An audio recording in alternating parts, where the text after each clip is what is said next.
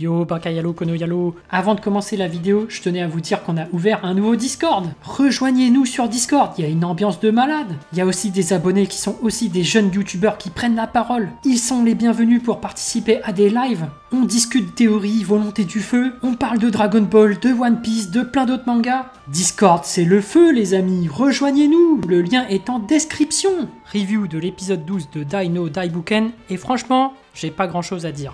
L'épisode était bien, il se laisse couler. Il n'y a rien d'extraordinaire, c'est pas non plus l'épisode de l'année, ça fait juste un peu avancer l'histoire. Bon, j'ai quand même quelques petits trucs à dire. Déjà, le début de l'épisode, il y a un vieux qui s'appelle Bardak qui vient les aider. Bardak, direct, j'ai pensé au père de Goku. Bah oui, tu t'appelles Bardak, t'es forcément le père de Goku. Là, il nous a mis un vieux guerrier tout fébrile. Attends, Bardak, normalement, c'est le guerrier survivant Saiyan. Si tu t'appelles comme ça, tu dois honorer ton blaze. Non, je suis désolé, c'est comme si tu t'appelles Zidane, tu dois savoir jouer au foot, c'est tout.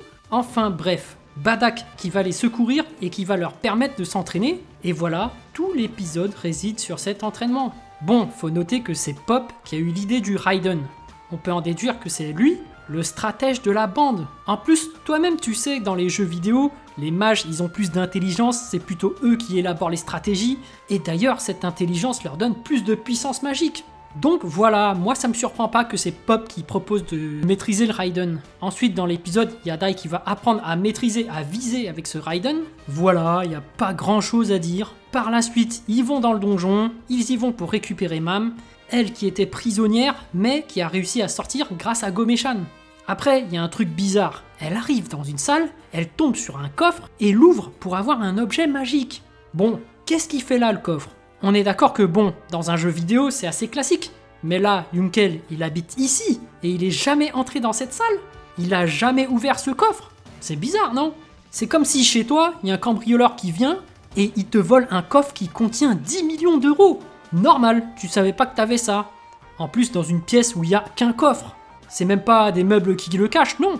Bon, je suis de mauvaise foi, hein. On va dire que Dai no Daibuken, c'est vraiment comme dans un jeu vidéo. Ensuite, le combat avec Yunkel a eu lieu. Au début, il décide de se battre sans son épée. Bon, déjà, pourquoi tu lui balances pas le Raiden quand il a pas son épée?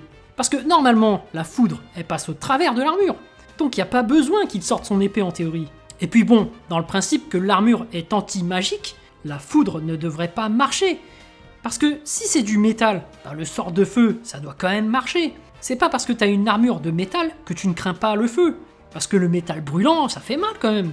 Non, donc a priori, pour moi, si le feu ça marche pas, ben la foudre ça marche pas non plus. Mais bon, à part ça, l'épisode était cool. Il se laisse couler, c'est vraiment l'histoire qui avance. Franchement, j'ai pas grand chose à dire. Excepté, oui, que finalement Yunkel c'est vraiment un rageux. Il a la rage contre Adlar parce que s'il l'avait vaincu Avan, son père aurait survécu. Sinon, comment il a étranglé Zabuira et balancé comme une merde. Aïe aïe aïe. Franchement, Zabuira, il mérite même pas de faire partie des 6 les gars. Il s'est fait martyriser comme une merde. Et puis, sinon, Yunkel, comment il frappe Mam gratuitement. Non, voilà, c'est vraiment un rageux. En tout cas, je le vois vraiment comme un rageux, c'est tout. Voilà, j'espère que cette vidéo vous a plu. En tout cas, moi, j'ai vraiment envie de savoir ce que vous avez ressenti et j'ai hâte de lire votre message en commentaire. Évidemment, un petit pouce bleu fait toujours plaisir pour un petit artisan comme moi. Et bien sûr, si vous voulez suivre toute l'actu de ma chaîne, abonnez-vous. Sur ce, je vous dis à plus.